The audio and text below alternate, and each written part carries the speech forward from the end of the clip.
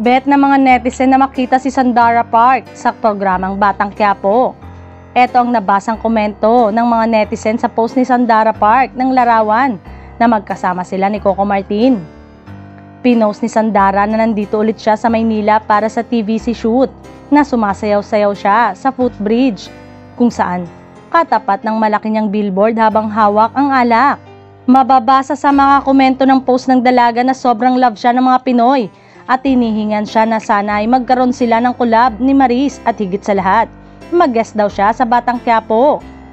Baka nga umano inalok ito ni Coco na magkaroon ng role sa FPJ Batang Quiapo. Tiyak na mas lalong tataas ang views ng programa ng Kapamilya Channel. Buong ningning naman inihayag ni Sandara na gusto niyang maging leading man ang tinaguriang teleserye king na si Coco Martin. Pagbibida pa niya na napanood umano nito ang lahat ng pelikula ni Coco. Sana magka-project kami ni Coco Martin in the future, sana. Hirit ni Sandara sa panayam ng ABS. I really loved his movies. Napanood ko lahat ng movie niya. Lalo na yung mga romantic comedies. So sana maging leading man ko siya in the future. Let's do something together. So sana maging totoo yun, dagdag pa niya. Kaya naman say ng mga netizen, sana ay makapasok si Sandara sa Batang Quiapo. Sumali ka sa Batang Quiapo, sakto namang madami na ang mga artista na papasok ayon kay Coco. Waiting for Sandara Park in Batang Quiapo.